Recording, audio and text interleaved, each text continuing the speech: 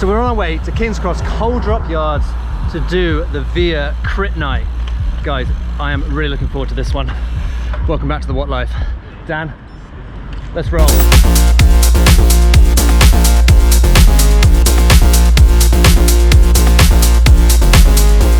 we have to sign on for this race, which starts at 4:45. It's now 3:30. The course is 900 meters.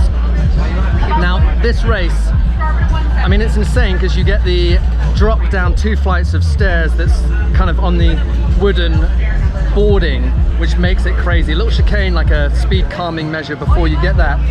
It's a 900 meter loop. We're going to do 35 minutes of the race and then it's 5 laps. So 35 minutes, then 5 laps. I think there's a field of about 40, I think. Cat 3-4? Yep.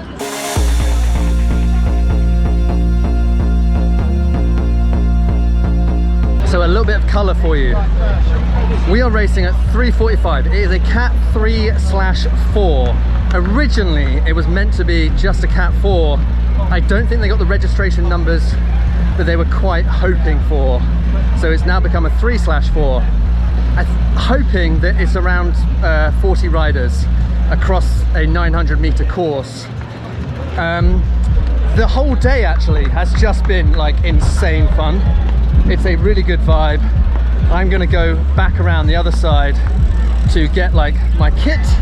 And guys, I have full aero kit for today's event, which is exciting. And big thank you to LeCol. I'll show it to you in a minute.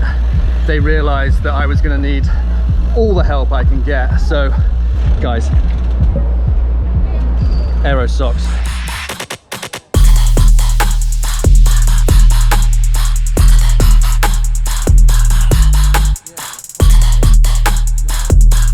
The hardest thing of the day is getting your numbers on to look good. Mate, what I have done is gone pseudo above pockets, but that might be too high. I haven't tried it on. I also like I'm like crooked as hell all over the shop, but I'd suggest trying it on because I thought I had nailed it and then I tried it on. Like I said, this jersey was kindly provided by the guys at LeCol because they felt sorry for me with all my racing and they thought I needed all the help I could get. So it is the aero range with the bibs and the socks. So I'm hoping that's going to give me the competitive edge to at least bring me on a level playing field with some people. At least I look good. Yeah, I was going to say, that's all that matters. This whole event is a massive vibe. I mean, it is so sick, but it is piling on the pressure a little bit. What a race to do your second ever crit on. Or your first, Dan. How are you feeling? First crit ever? A bit more nervous now, seeing this many crowds. It's like London Marathon or Tour de France. I was hoping it'd be a bit quieter. More people to see me cross the finish line in last place is the main worry. Right. This is very cool. Mildly intimidating. But, again, I think I keep saying this, you guys have to come do this kind of stuff. You've at least got to give it a go. We've got about 25-30 minutes until we're off. I don't really have any advice for you. Everyone I've spoken to has basically said that it's going to be harder if you're at the back because you're just going to feel the elastic effect a little bit more. So do what you can to stay forward, but I'm kind of the opinion of just kind of get out there, ride your bike and enjoy it. So there's, you know, I don't want to be that guy that's like, oh, there's no expectations, but if anything, you know, a couple of laps to figure out what the hell is going on, because it's 900 meters and there's like 7 turns, so it is twisty, but at the same time, like, what an event. Hopefully we're going to get a sighting lap so we can do at least a lap or so of the course now on our bikes before race time. Whoa. It's still just a little bit nervous, which is kind of expected. The crowds, oh my god, like, it's so cool, but like elite level intimidating. And that's the other thing. Dan was the last person to register and he's number 45, so we think there's going to be a total of 45 riders. Pretty sure there is. 45 riders in the heat, which sounds like quite a lot, but I think when you're out there and it breaks up, it should be 40, please. Yeah, pretty much. Dude, what corner was it? That one. As in the back one? Back? The one, yeah, on the back. So after that back straight coming down, what happened? Yeah, there's just a little bump going in a bit too hot, and then the front wheel just came out. Any advice to not do that? Not really. The last thing I'm going to say before we sign off and it's go time is women are going to do a quick one lap, then we're on the course, we get half a lap to figure out what's going on, line up on the start line, and then it's full send, and we're going to see how that goes. I have no final words of advice for this one because this is so outside my wheelhouse and outside my comfort zone.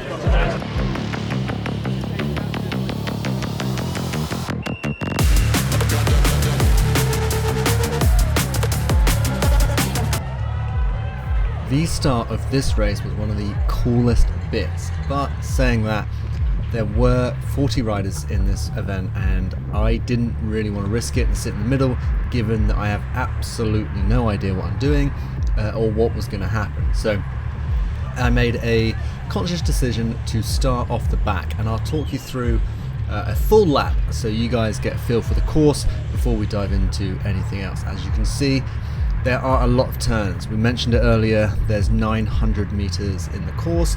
We managed 34 laps in total, or I managed 34 laps in total. I think the leaders end up doing 36. Right, on the stats, on the screen, on the top, we have the lap counter. Keep track of that as we dive our way through the race. I'm not going to show you the whole race, just the parts of it. We have a timer on it that's going to keep track of the amount of time it took us to do it. Little map on the top left. Then we have beats per minute for my heart rate, RPM, speed, and then obviously the watts down the bottom. And this was a tough race, and the reason it was so tough was because it was a lot of watts, brake, turn, watts, brake, turn, and I found that quite hard, and it took a while to get into the rhythm. So here we go, let me talk you through the lap. This is the start-finish straight on the back side of the course. Once you click through here, it is a gentle incline to come back up the slope that will take you to the first corner. So that's your first corner that we've just gone through there. Then we get this nice gentle one, and I like to take this one wide. I'm going to talk you through how I like to do it, and then perhaps we can go through some of the ways that it should have been done.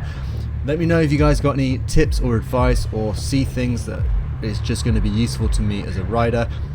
The first 2 laps, or first bunch of laps for me, were just trying to figure out kind of how this was going to go. We did get one sighting lap, but that is not at kind of race speed or anything like that. That's with no one else on your line or anything like that. So this was just, don't want to say terrifying. It was, you know, I say that as someone just buries it into the barrier on the end of that turn, but you know, you can see the turns, you see how much room you have. I actually found this, once I did 3 or 4 laps, I found this an incredibly comfortable environment to be in, more so than being in a big pack group of riders doing a wider course where you're 4 up into a corner, 3 up into a corner, because you can see we are all just like following wheels, with the odd exception of having maybe 2 up in a corner where someone's trying to take a position. And that's what kind of made me feel way more comfortable, was that, okay, you can follow a wheel, you can try and find a line through a corner and use that to move through. Right, let's talk racing. As you might have noticed, I have started at the back. Again, you know, I just felt more comfortable that way. I didn't know what to expect. I've never done this before.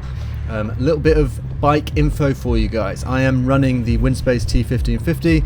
I've got a SRAM Force group set, obviously with a power meter, and I am running a 48-35 front ring and a 3310 chainring on the rear.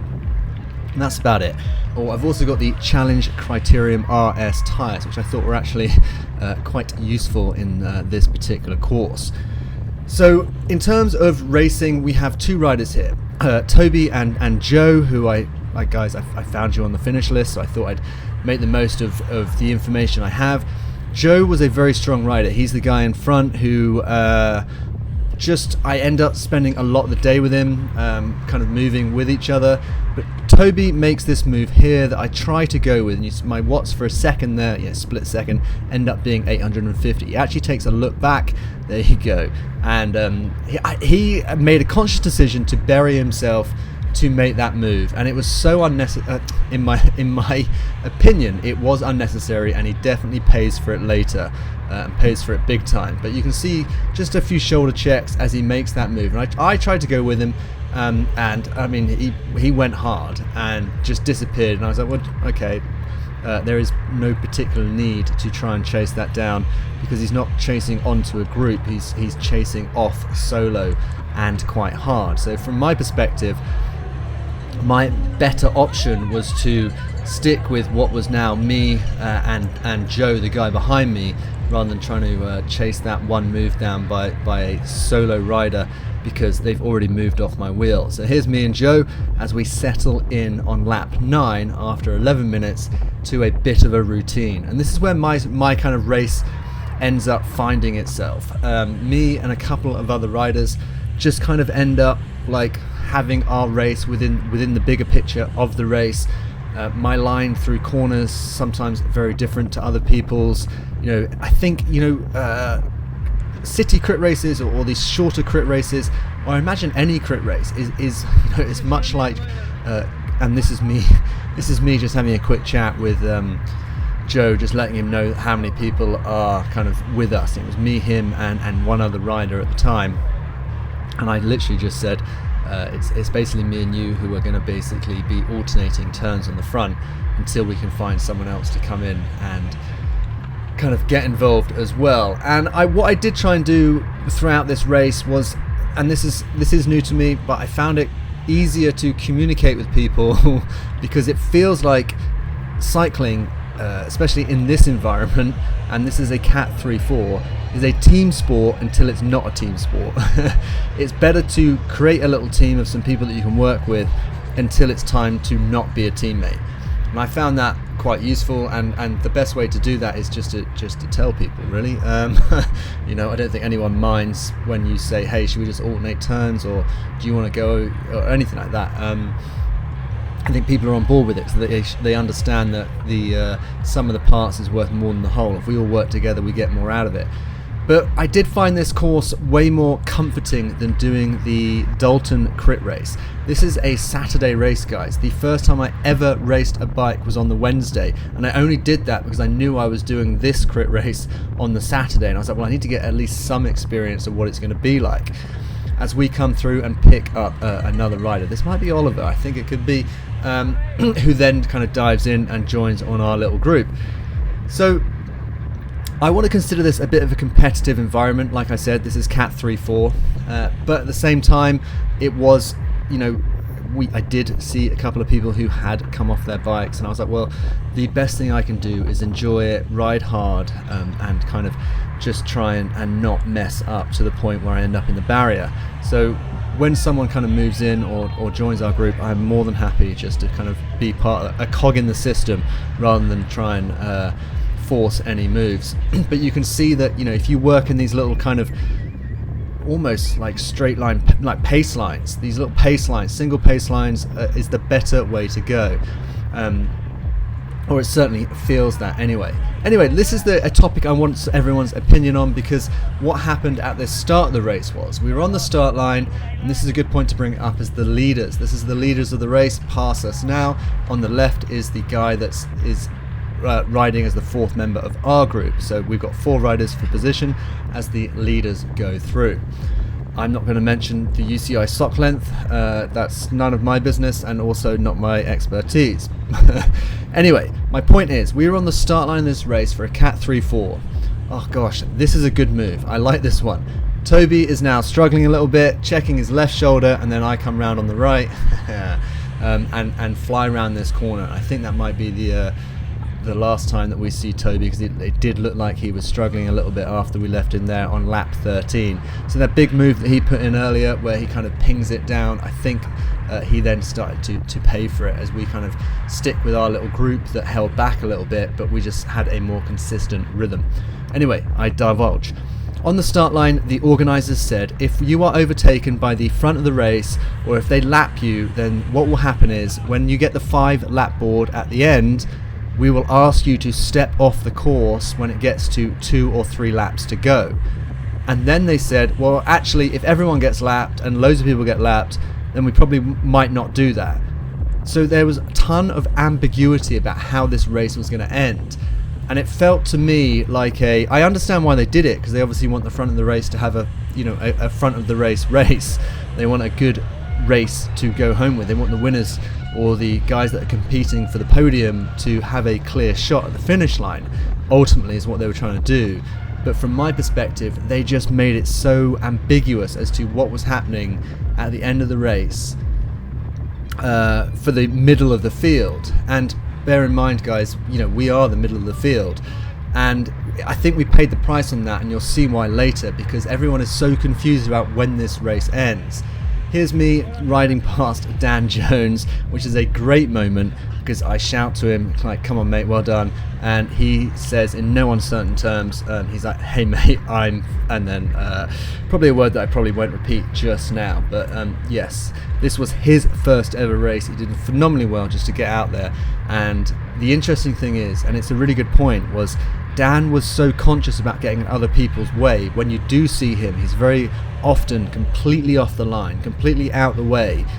And I think that's the mentality that certainly myself and Dan seem to have, which is, we understand we're not at the sharp end of the race. We don't want to get in anyone's way. Like, we don't want to draw any unnecessary attention to us.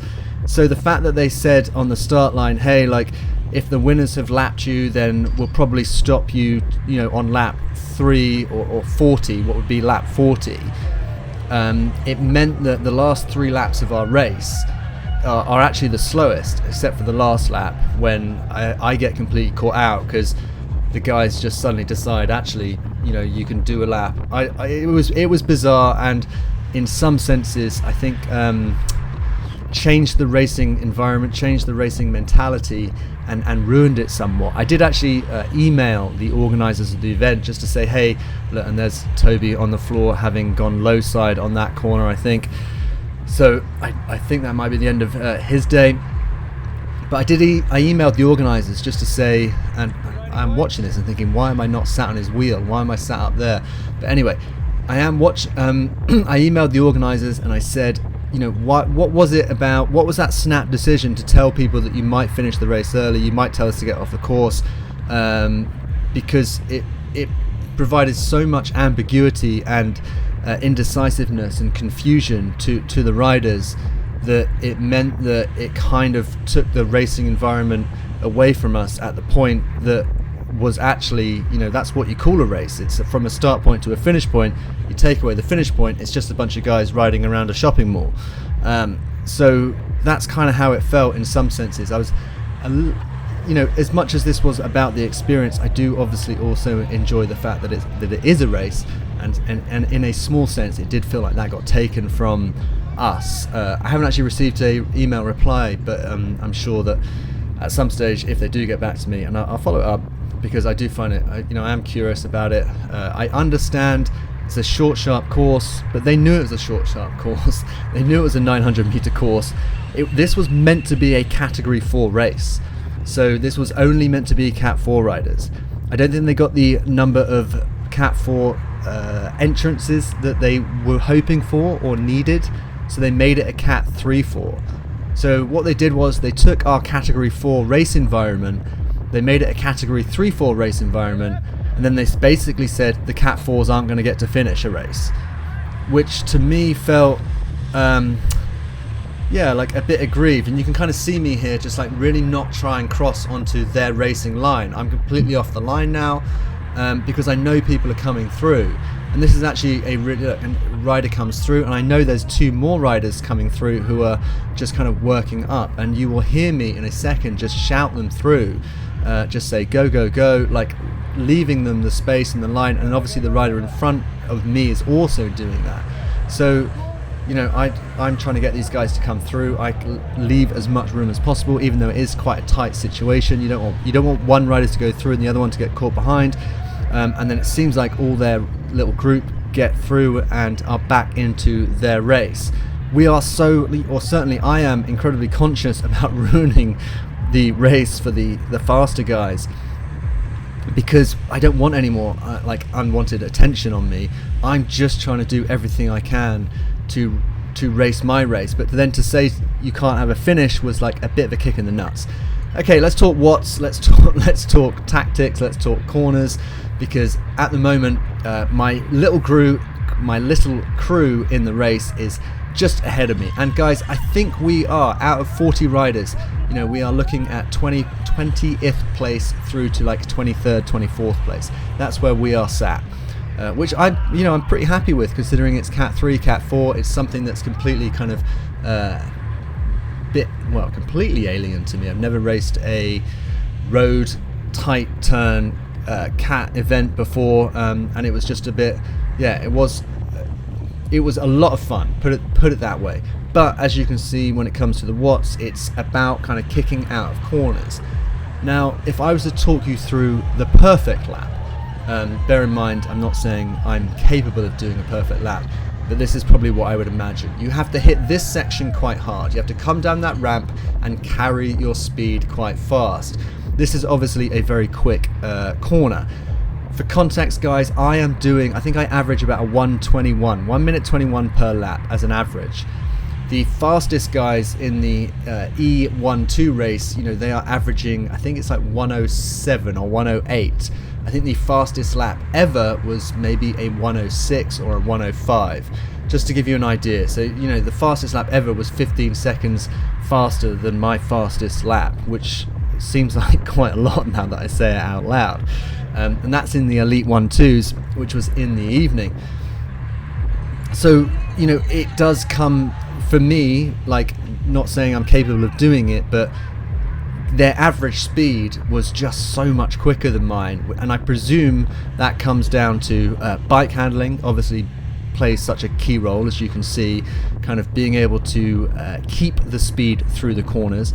When I first started this race, like I said, it was kind of, you know, power, brake, turn, and I tried to kind of reduce the braking as much as possible, or be a bit more aware of kind of how much braking I was trying to put through and try and make it smoother.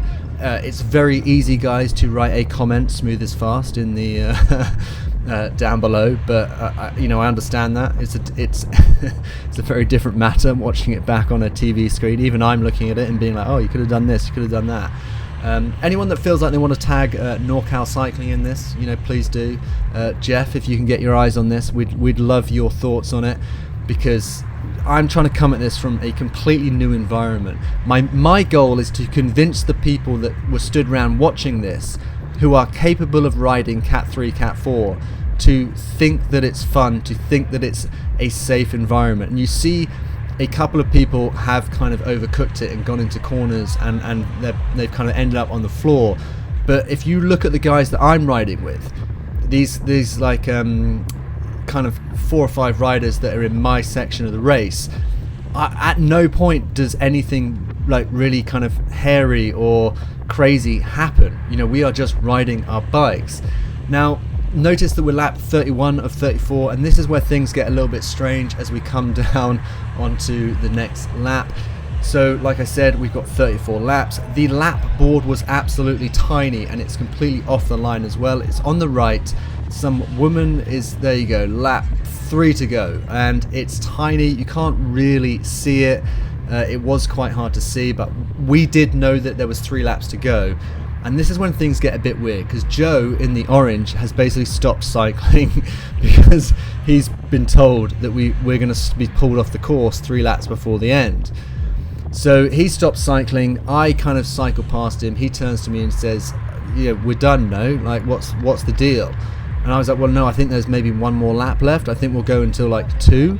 So then he's like, "Oh," so then he sprints out of this to join back in the front of our group, and we end up catching I think it's Scott up the front, and then Scott doesn't necessarily look like he's cycling super hard, and these are our slowest laps. And I didn't feel like they were slow tactically because we were trying to like save it for the sprint at the end. It just felt like no one knew whether the race was still going or not. And then every now and again, you know, we'd kind of be like, are we still racing? Are we not racing? And it was very kind of, Scott doesn't look like he's, no offense, I don't know, sorry Scott, you might be able to tell us differently if you end up watching this. Doesn't look like he's kind of quite knows because there's now 2 laps to go. We are penultimate lap. I think Scott then sees Joe go because there's 2 laps to go, so he kicks, and then it just got really weird and confusing, and then people are looking around, and then they're kind of not cycling into this corner, you know, because are we still racing? Are we not racing? It just got weird, and then someone comes and catches our group because our group's not really sure what's happening. It got confusing. You know, the pace through here is just, I think we're doing like maybe 8 to 10 seconds a lap slower than we were the last few laps. I couldn't figure out, didn't feel like it was tactical, it just felt like it was people confused. And that confusion has all come from the guys on the start line being like, hey, we might finish the race for you guys two laps early, but only if you're lapped on a Thursday after 3 p.m. And your auntie has, you know, been out in the garden planting poppy seeds. It didn't make any sense. No one knew what was happening. Anyway, it didn't take away from the fun and the enjoyment of the actual race, but a large part of the race does come down to the finish. That's literally why it is called a race. And Dan Jones, we literally just cycled past, if you want to rewind that bit, had pulled off the course at this point. He's not even on the track. So he had been told at the start, like, hey, like, if you know, so he's literally stopped his bike, gone over the barriers and gone off the track. This is the last lap now, and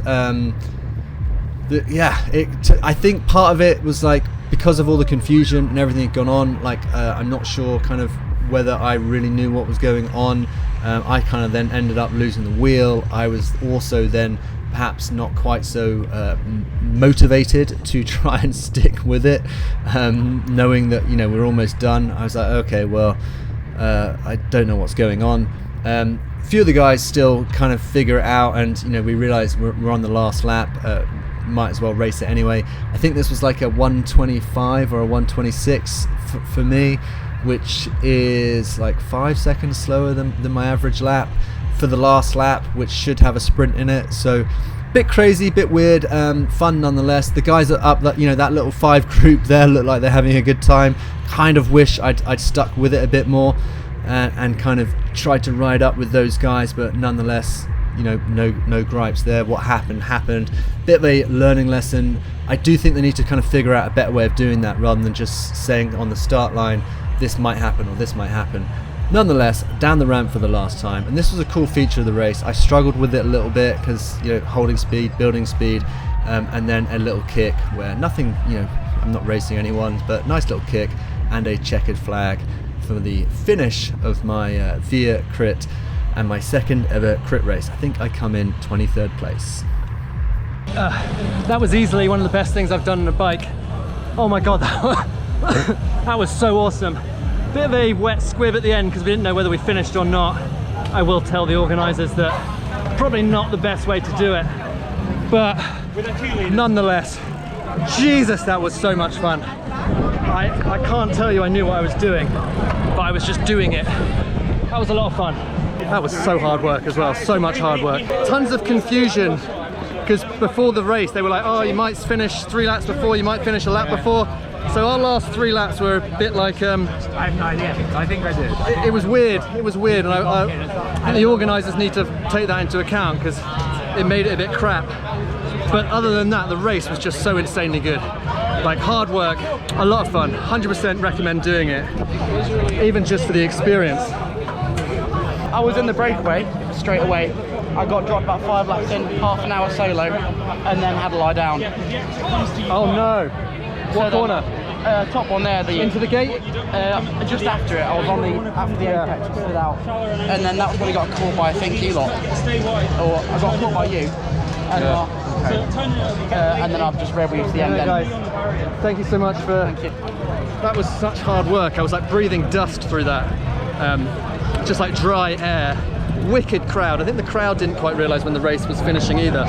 So if they sort that out, they have a sick event, because you know the start was quite intimidating, tons of people, but geez, it was a lot of fun once we got going, because all you can do is just concentrate and like corner, accelerate, try and stay on someone's wheel.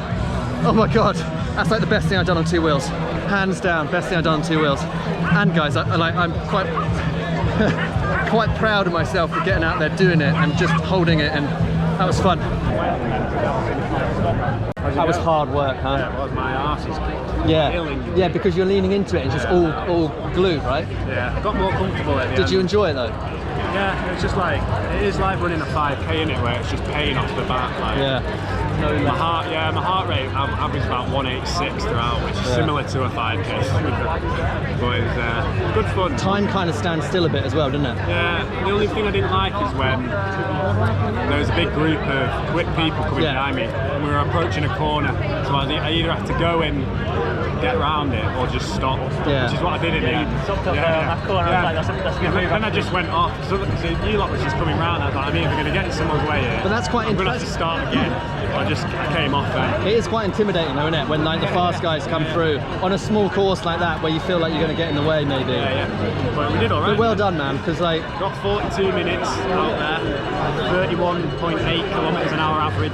Max watts? Here we go, the big question. I don't even know. Start with 3 or 2. I was going to finish with my max watts, but I came off early to let these lot pass, so I think it'll be about... I don't know, so I'll catch that. I hit 900. I think it was 1500. Yeah, 1500. Yeah. 100%. Like, very, very cool. As Dan said, it was like a little bit intimidating when the fast boys come through, because the course is narrow. So, you know, I think we're a bit more conscious about like ruining other people's races, because we don't feel like we're as part of the race because we're not as competitive. But I still really enjoyed it, and when the fast guys came through, I didn't feel too intimidated now, having done a race the other day. I just kind of knew, trying not to get on their line, keep checking your shoulder, and it made me feel a bit more comfortable. There was definitely a point when the fast guys came through and it kind of ruined our rhythm of like our little race, but you know, it's neither here nor there. It still made it like a ton of fun. But I think if anyone has any qualms, I think this race, on the face of it, probably looks a bit more intimidating than doing like an open field, big wide course, but it's not actually. It's almost the opposite. The average speed is just slower, so it's more comfortable, and a lot of it is just one behind the other. So you're not quite so intimidated, because you're not like 3 abreast, 4 abreast. At the most, you're 2 up. In a corner, and it's not as tight as you might think. So I found it less intimidating riding this style, because you're always like 1 or 2s, you know, and then you're just sat in a line for a lot of it. Whereas on the open course, you can be 3, 4 abreast, and you're looking inside, and you're, you know, not chopping riders. So 100%, I thought if anyone has qualms about that kind of thing, no, I think it works the opposite way. So guys, we're probably going to wrap that one up there. 100%, it's a very technical course, so bike handling, your braking ability, all that kind of stuff counts for so much. But the average speed of the race was lower, so it felt less kind of threatening, if you will. Like it felt more comfortable. You know, the hard bit was just the fact that it was like interval. But guys, what a blast that was, and I do recommend kind of giving this style of racing a go. It's just different, and guys, it's 2 thumbs up from me. I will see you guys on another one. Please do like and subscribe if you like the channel, if you like the content. I'll see you guys on another one soon.